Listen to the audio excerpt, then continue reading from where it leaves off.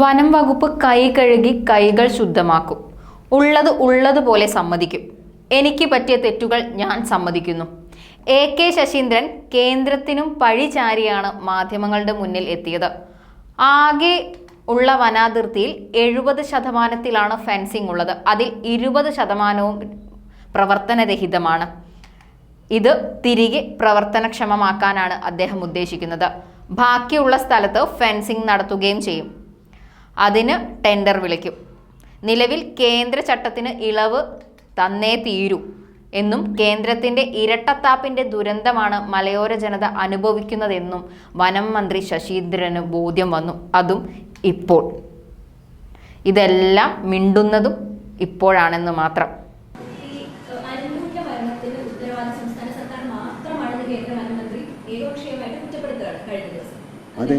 അതെ ഞങ്ങളാണല്ലോ അവിടെ പോയിട്ട് വൈദ്യുതി കമ്പി ചോർത്ത് ഇലക്ട്രിക് ലൈനിലൂടെ കമ്പിയിലൂടെ വൈദ്യുതി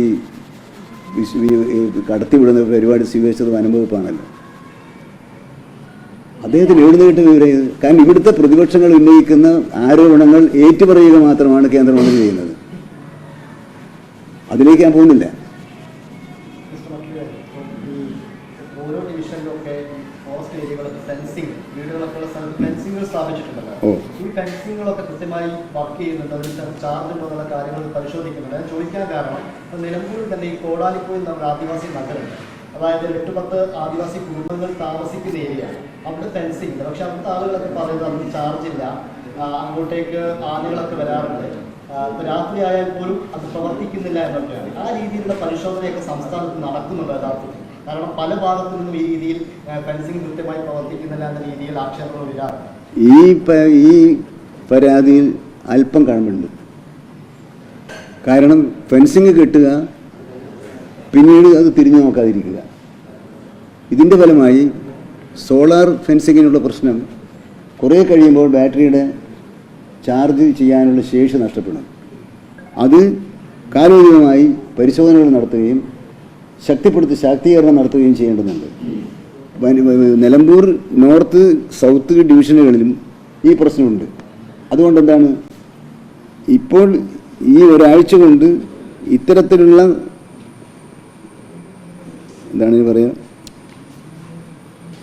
പരിപാലനം നടത്തുന്നതിനുള്ള നടപടികൾ സ്വീകരിക്കുന്ന ഒരു യജ്ഞം അവിടെ ആരംഭിച്ചിട്ടുണ്ട്. ആകെ ഉള്ള വനാതിർത്തിയുടെ 70% ഇപ്പോൾ ഫെൻസിംഗ് ഉള്ളത്. ഈ 70%-ൽ 20%-ഓളം പ്രവർത്തനരഹിതമാണെന്ന് കണ്ടെത്തിയിട്ടുണ്ട്. ആദ്യം ചെയ്യാൻ പോകുന്നത് അവയെ പ്രവർത്തനക്ഷമമാക്കുക എന്നാണ്. അവിടെ ഇതിനുള്ള പ്രവർത്തനങ്ങൾ സജീവമായി നടക്കുന്നുണ്ട് എന്ന് ഉറപ്പുവരുത്താൻ നിങ്ങളുടെ ഒരു പരിശോധന നല്ലതാണ് എന്ന് ഞാൻ അഭ്യർത്ഥിക്കുകയാണ്.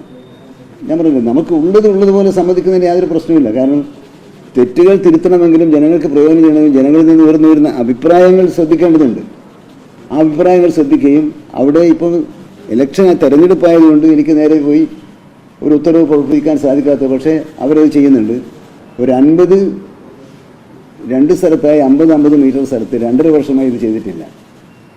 പക്ഷേ ഇപ്പം നമ്മൾ പ്ലാൻ ചെയ്യുന്നത് 1 വർഷത്തിനകം ഈ പ്രദേശം മുഴുവൻ പ്രവർത്തനക്ഷമമാക്കുകയും ബാക്കിയുള്ള സ്ഥലത്ത് ഫെൻസിങ് കെട്ടുകയും ചെയ്യുന്നതിനുള്ള ടെൻഡർ നടപടികൾ ഉൾപ്പെടെയുള്ളത് പുരോഗമിച്ചുകൊണ്ടിരിക്കുകയാണ്.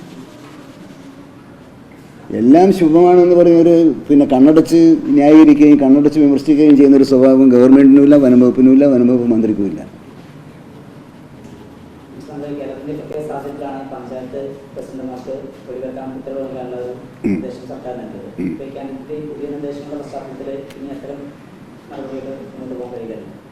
അല്ല, ആ അധികാരം അവരിൽ തന്നെ നിക്ഷിപ്തമാക്കാനാണ് ഞങ്ങൾ ഉദ്ദേശിക്കുന്നത്. കാരണം ഇളവ് കിട്ടാത്തിടത്തോളം കാലം ഇപ്പം നേരത്തെ ഞാൻ പറഞ്ഞില്ല, അത് വിശദീകരിച്ച് ഞാൻ ഇവിടെ ഈ കമ്മിറ്റി കൂടി CCF-നെ അറിയിച്ച് CCF ചീഫ് വൈദ്യാറിനെ അറിയിച്ച് അദ്ദേഹം ഇത് പരിശോധിച്ച് അദ്ദേഹത്തിന് തൃപ്തികരമാണ് ഈ റിപ്പോർട്ടുകൾ എന്ന് ബോധ്യപ്പെട്ടാൽ മാത്രമാണ് എന്ത് ചെയ്യേണ്ടത്, ഉത്തരവ് കൊടുക്കേണ്ടത്.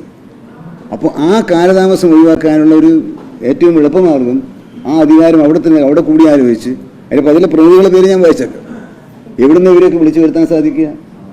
ഒരു പഞ്ചായത്ത് പ്രസിഡന്റിന് ഇങ്ങനൊരു വിവരം കിട്ടിയാൽ ഇവരെയൊക്കെ വിളിച്ചു കൂട്ടാൻ പറ്റുമോ? പ്രത്യേക സമയത്തിലെടുക്കും.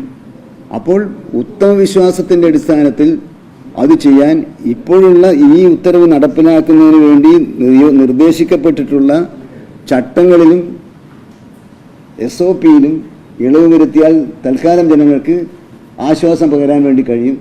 അതിനെങ്കിലും സമ്മതിക്കണമെന്നതാണ് ഞങ്ങൾ ഏറ്റവും ഒടുവിൽ കേന്ദ്രത്തിന് അയച്ച കത്തിലുള്ളത്. ആ കത്തിനെ പറ്റി ഇന്നലെ മൗനമാണ്. അപ്പോൾ ഈ കേന്ദ്ര നിയമങ്ങളിലെ അപാകത ഇതുവരെ മനസ്സിലാക്കാത്തവരാണ് ഇവിടുത്തെ പ്രതിപക്ഷ പാർട്ടികളും ഒരു MLAമാരും. എല്ലാവർക്കും ഒരു പൊതു ഡോക്യുമെൻ്റാണ്, രഹസ്യ ഡോക്യുമെൻ്റ് അല്ലല്ലോ. നിങ്ങൾക്ക് എല്ലാവർക്കും കിട്ടും. സൈറ്റിലേക്ക് പോയാൽ SOPയുടെ തന്നെ പൂർണ്ണരൂപം നിങ്ങൾക്ക് കിട്ടും. അപ്പോൾ ഞാൻ ആവർത്തിക്കുന്നത്, ഇത് അധികാരമുണ്ടെന്ന് പറയുകയും വരിഞ്ഞു മുറുക്കുന്ന നിബന്ധനകളിലൂടെ അത് പ്രാവർത്തികമാക്കാതിരിക്കാൻ ഉള്ള ഒരു നിലപാട് സ്വീകരിക്കുകയും ചെയ്യുന്ന ഇരട്ടത്താപ്പിൻ്റെ ദുരന്തമാണ് മലയോര മേഖലയിലെ കർഷകർ അനുഭവിക്കുന്നത്. ആ ഇരട്ടത്താപ്പിനെതിരെ യോജിച്ച ഒരു മുന്നേറ്റം നടത്താൻ കഴിഞ്ഞാൽ, കേരളത്തിൻ്റെ താല്പര്യമെന്നുള്ള നിലക്ക് നമുക്ക് ഒരുമിച്ച് മുന്നോട്ട് പോകാൻ കഴിഞ്ഞാൽ ചെറിയ മാറ്റങ്ങളെങ്കിലും വരുത്താൻ കഴിയും. ആ ചെറിയ മാറ്റം പോലും കർഷക ജനതയ്ക്ക് ആശ്വാസം നൽകുന്നൊരു നടപടിയാകും. അതിനുവേണ്ടിയുള്ള പിന്തുണയും സഹകരണവും എല്ലാവരിൽ നിന്നും ഉണ്ടാകണം എന്ന് ഞാൻ അഭ്യർത്ഥിക്കുകയാണ്.